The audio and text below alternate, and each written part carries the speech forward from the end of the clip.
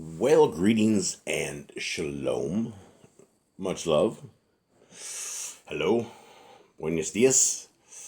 I hope you guys are good. I hope you are having a wonderful day. Wherever you are, whenever you're listening to this day or night. Much love to all of you out there. Thank you to everybody who hangs out, who listens, who reads scriptures with me, listens to me ramble.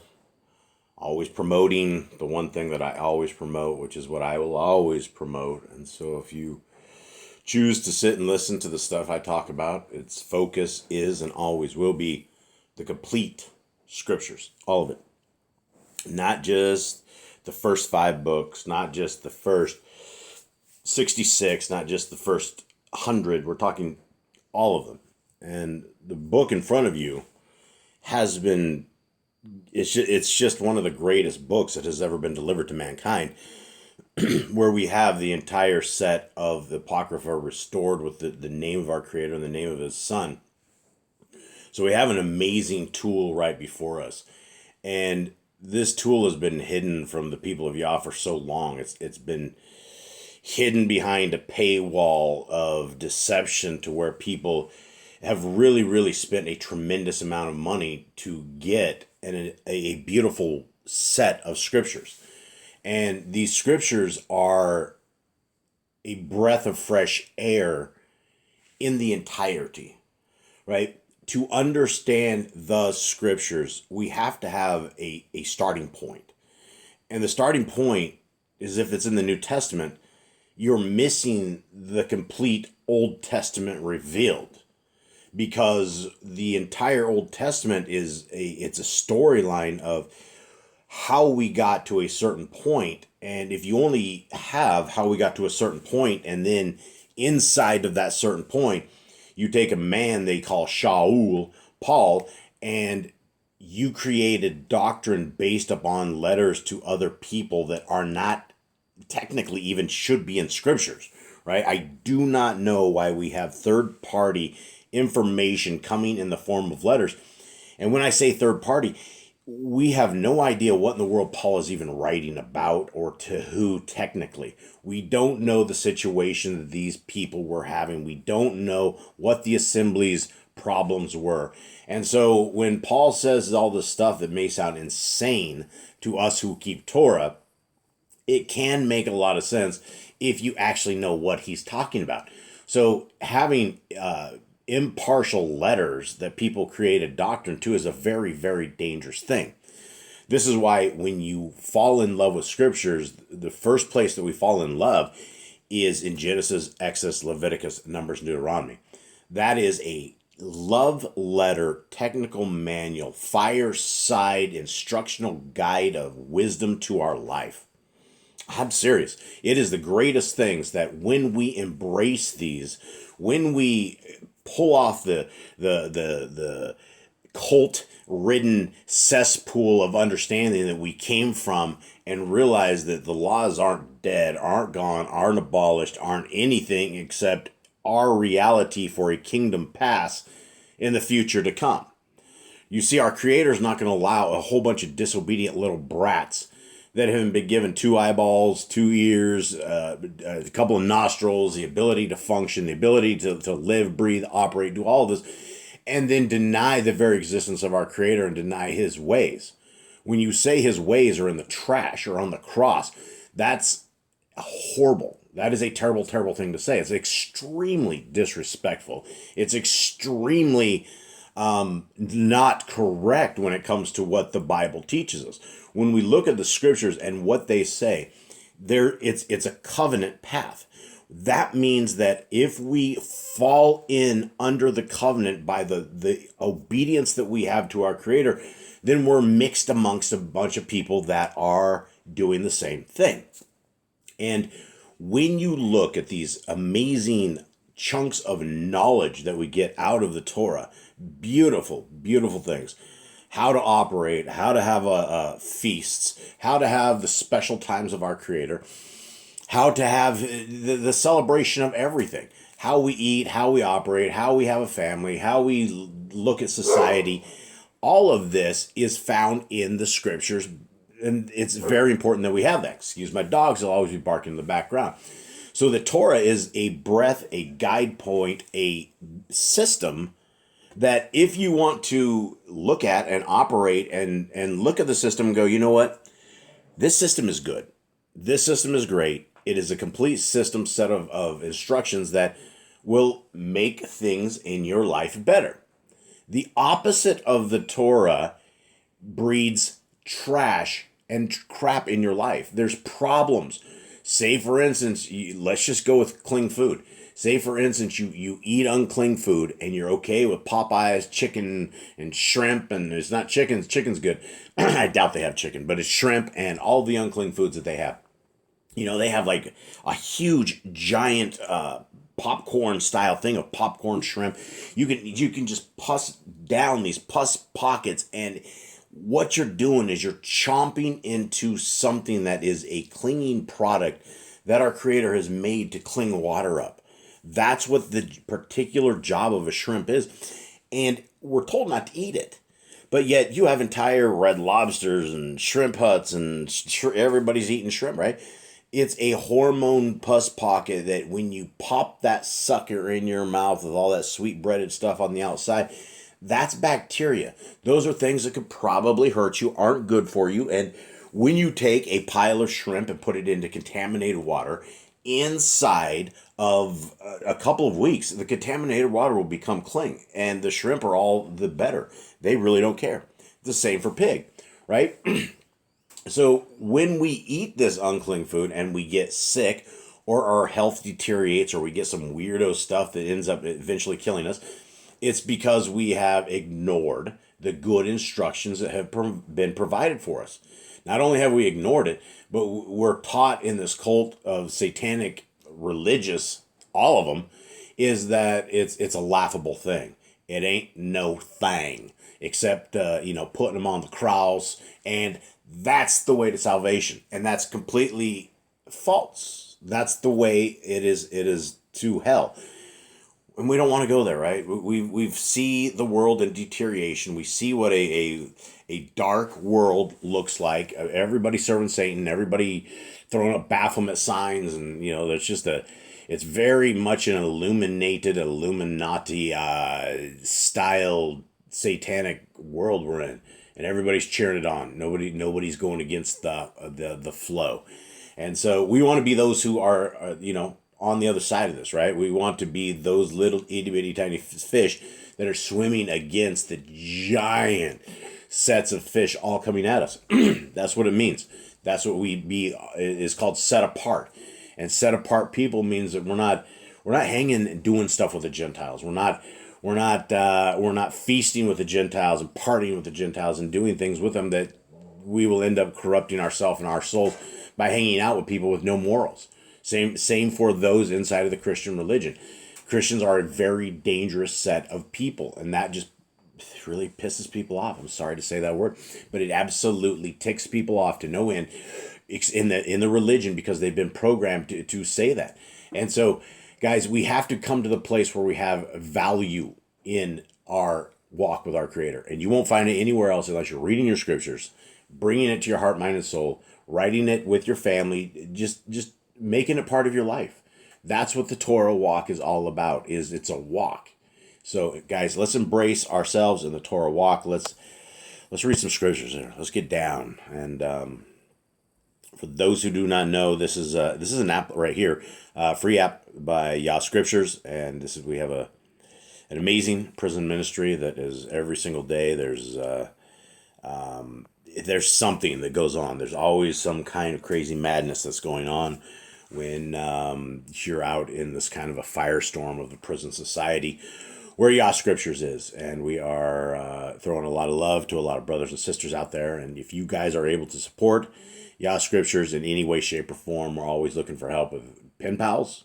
If you're looking for something that is very challenging, something that's very humbling, something that's very task worthy of those in the kingdom, something that you can do from your home computer, contact me. I got anybody. You got want death row, men, women, Hey, young guys, I mean, old guys. Who do you want? I got a brother or sister for you who would love to absolutely hear from you. So, JBOSS008 at gmail.com.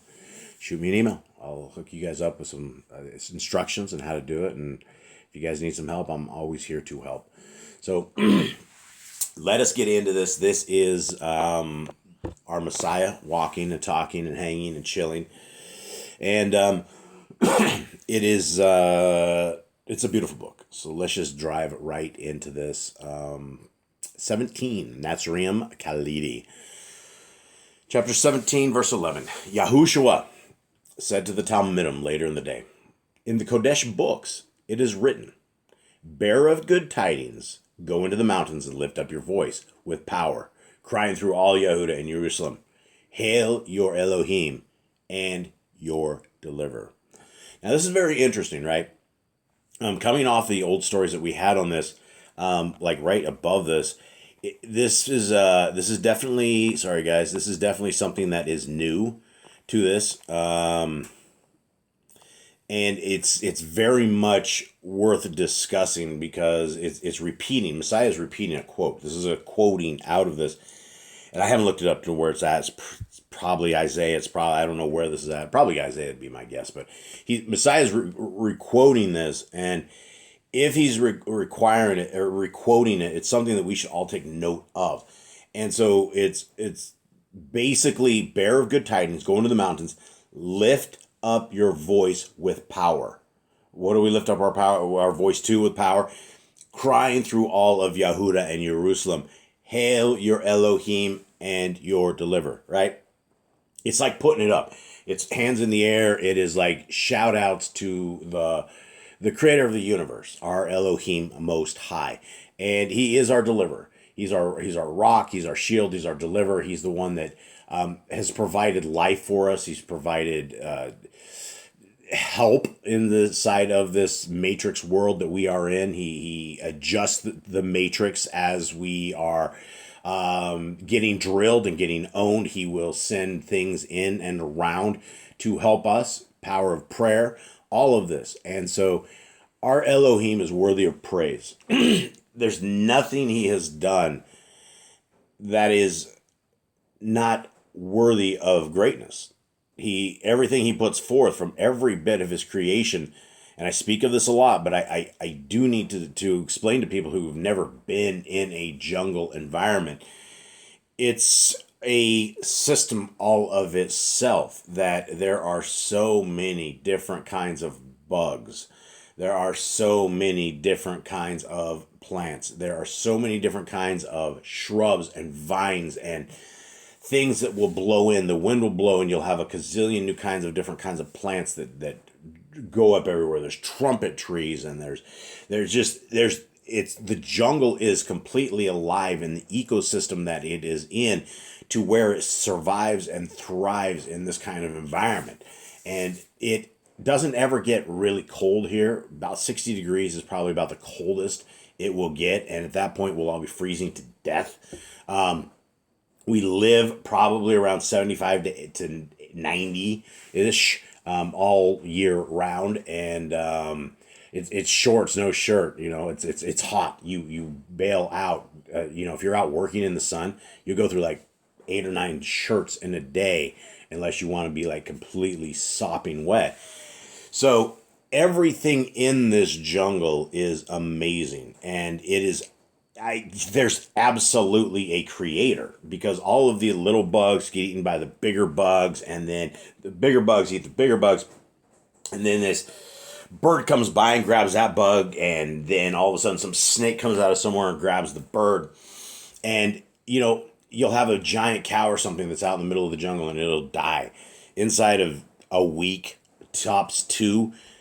It's gone, including the skull. The skull will be gone. Eventually the wolves and the coyotes and the things that howl out in the jungle all night long eventually take off. And it's a system. The cow drops dead. Nobody takes care of it, right? The insects and the bugs start like chopping it up and opening it up, at which point the bigger things come, and then all of a sudden the big birds come in, start ripping it to shreds, and everybody is eating on this thing. And you look at this thing, and you look at the vultures. And I call them sky pigs, and there'll be like hundreds of these things up in the sky when something drops dead out here in the jungles. How do they know? What do they smell? I have no idea, but the message does get out. And the sky pigs will be down on the ground. They'll be fighting each other. Like, they'll be all up ripped in this thing. And all these vultures, if you notice how amazing our Creator's creations are, these things have no, it doesn't have like peacock hair, right? It doesn't have any hair on their heads. And when you think about the design, and then you sit there and watch these things rip a hole in this thing and then dump their head way up inside of these things, grabbing it with their big hooked beaks and ripping that flesh out, our Creator didn't want it to have crap in its hair. It would have got completely stuff like all over had it had a different design in it than the design that it is in. So absolutely every single thing that we see is a magnificent creation of our Creator. And the only bad things in our world is any time that man gets a hold of stuff and tries to have one out on our Creator. When they started messing with DNA, that's when everything really, really got bad. And the stuff they've done now is an abomination. The Planned Parenthood baby tear up labs and all this trash and all this crazy satanic stuff, and the abortion clinics worldwide. It is a mess. Everything man has touched has corrupted it, and it is trash, which is why we have an Elohim, and we need to lift up our voice with power, and we need to cry throughout our establishments. We need to let people know that our Elohim is good. He is great. I'm happy to be blessed with even a breath of life. As old as I am right now, and as much as I have abused my body from the early youth of being in Babylon, the fact that I am even able to speak to you guys at this moment in life, as much as I've trashed my own stuff, it is an absolute testament to the fundamental building quality that our Creator has put, because I gotta give it to you real, guys, man. Come, my youth, it's always been about drugs. It has always been about drugs, and it took many, many, many, many years to figure this out, that they are not the very best purpose in our lives. And it's a life of an addict that it had to be tamed, right? And it's like one of these things, it takes sometimes a long, long time. But at the same time, if I take up drinking coffee, then pretty soon it's over, and I'm pounding out coffee all the time. I believe an addict is always an addict, but the testament is that our Creator creates great things. He's worthy to absolutely be praised. We should absolutely be lifting up His name through all things. Continuing on, before I get too far out in the weeds, and I've gone pretty out there, guys. Okay, here we are, 12. Yahushua and his followers took a boat and came to the outlet of the waters, where the others stayed 7 days while Yahushua fasted. And after he returned, the Talmudim said, Adonai, we are concerned, for you spend too much time in solitude and fast too long. Surely this will harm you. Big things, right? None of us like to hear about fasting. None of us want to fast. It's like one of these things that is it's a commitment. It is one of these things that is when we make the flesh suffer, life changes dramatically, which is why fasting is really, really good for all of us. And, even intermittent fasting, they come out with that. It is, the whole 3 meal thing a day and all this, stuff that we eat, the carbohydrate killing diets that we have. It's a mess. Anyway, I'm getting off in the weeds for real. So Messiah has to answer this, right? You're too much time in solitude and you fast too much. Yahushua replied, when fasting is properly undertaken, it can do nothing except good. Also, the body is like a pitcher, which containing water must be emptied before it will hold wine. So it is with the Ruach HaKodesh. Okay, huge thing, right? This is giving us a little bit of an answer about what is fasting actually doing for us. And it sounds like that we're gaining a spiritual hold on things, but we got to get to that point where it hurts, right? Where our belly's aching, it is what it is, right?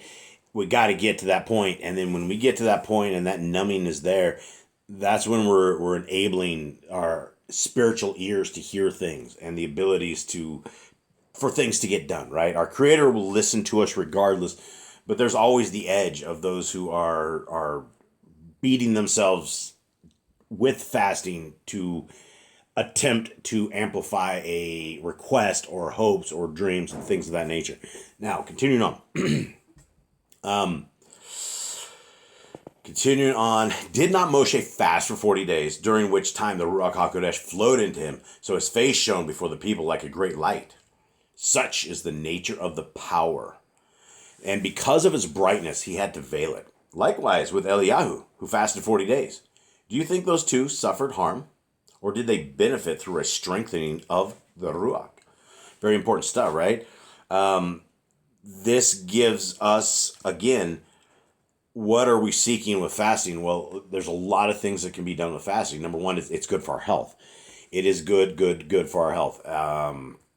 We're in North America alone, we are plagued with diabetes. We are plagued because we are in a carbohydrate overload, and that is all we have. All the fast food, everywhere you go, everybody's just breads, and it's making people sick. And then all the candies and all the pops and all the other trash, and then pretty soon nobody can process sugars anymore, and we're all diabetic.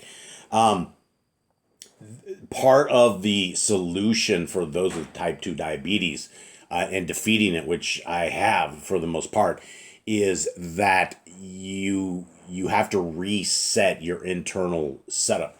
You have to fast, and the longer you fast, the better your blood sugar looks. And so it might take sometimes like 6-7 days for those who are very sick with diabetes type 2 and don't want to take their meds, which I would strongly suggest nobody takes this stuff, the diabetes type 2, and hopefully I don't get a strike for this, but as far as what the medications are doing, it's not solving anything, and you're still very, very sick. The medications are simply masking and showing you different numbers in different areas. But as far as what we need to do with this is we need to recalibrate and take our food back to chickens and plants and things of this nature so that these carbohydrates don't take us over. That's a video for another time. I'm getting way off in the weeds, guys. Bottom line, fasting is super, super good. If you guys are super, super sick and feeling ill, I would recommend fasting as well. Have I gotten too far in the weeds? It's getting there. Okay, here we go, guys. 14. This you must always remember. When the corn is ripe for cutting, the harvesters come, and it is gathered in. But though it die, many ears have ripened on the stalk, and from these will spring other plants. You are the ripening grain. Go forth and sow the field in which will grow plants, bringing the rule of Elohim into being. For then men will be ruled with justice and goodwill, the rich serving according to their endowments, and no man will be idle or wasteful. Okay, big stuff to talk about here. This is all about us bringing the kingdom to fruition. We are the delegates of the kingdom to come. If you understand and if you know about the laws of our Creator and the Torah and the great news, it is our responsibility to herald this, right? And we would want to herald this because it's exciting, right? You guys hear me all the time, and I get all fired up when I'm talking about this stuff, right? I'm like literally fired up talking Torah because it is such a passionate, savage, amazing set of guidelines that we have been promised promises for keeping.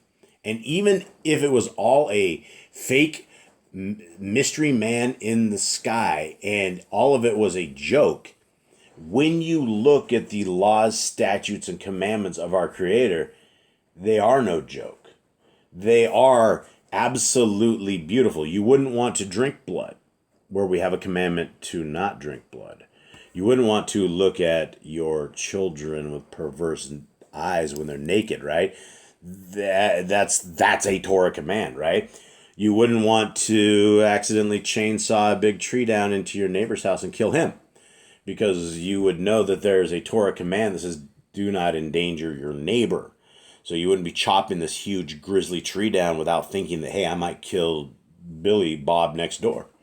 There's all of these Torah commands that are absolutely good, that are absolutely beautiful. And that's what we are supposed to tell people about, right? You will run into the very first thing that you run into with everybody is everybody's a Christian, right? Most everybody's a Christian. If not, then you got the Muslims. If not, you got somebody else. But everybody falls into the Christians, right? The Mormons say they're Christians. The Jehovah's Witnesses say they're Christians. The Catholics say they're Christians. Everybody's a Christian, right? And what is the concept of being a Christian? What does the word Christian means? It means follower of Christ. So if you are supposed to be a follower of Christ, then you would do what your Mashiach has done. And he kept the Torah, walked the Torah, said the Torah wasn't his, but he's coming in the name of his Father, showing us that we could walk the Torah. And then he says, if you love me, keep my commands. James says, you better show your faith by your works. That's what it's all about, guys. The works are 100% a part of this Torah walk. That's where you have all these Christians, and then it offends them. Like, oh, you can't be saved by works. Well, how did Abraham get saved then? What are you talking about? How did everybody get saved prior to our Messiah? Well, it was their obedience. That's called works. That's what it is, right? What do you do in the name of our Creator? Do you do His ways or do you Hasatan's ways? Well, we are supposed to walk as our Creator has said. We are supposed to bear fruit. Those who don't have fruit, our Messiah says He's going to chop the tree down. Everybody that does not bear fruit is going to be chopped down, and the tree's going to go to a bad place of Sholem. We're going to be hanging out with people we definitely don't want to be hanging out with. So the best people that we can hang out with are you and me, and those of us who love the Torah and all that we do, because it's going to be a cool clique, right? It's going to be a super cool clique. You're not going to have these pervs up there doing perverted weirdo stuff, right? We're not going to all these dudes that are doing horrible things that are great in their sin. They're all going to be gone, right? We're going to have a cool kids clique, and I'm looking forward to those days. Because I don't have a lot of Torah people I hang out with, right? Down here in the jungles, in 10 years in the jungles, I have not found a single real Torah keeper. I've had some fakers come by, but then fruits obviously show the landscape, and it is what it is, right? And so the Torah walk is something that when we run into those who don't know the Torah, we're willing to come out of our little shells and do the very best to say hi.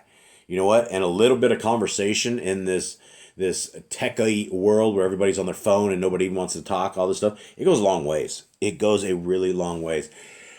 May Yah bless the human speech, and think of let's go in the weeds a little bit, but think about how bad things went with the invention of the TV. Things just went really, really bad, and that little devil machine went into every home across the world.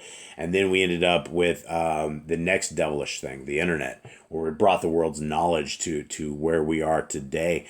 And then we brought these phones, and then we gave these phones to our kids, and then we hooked up everybody to all these large language models, and that's all that people do. And I find myself as well.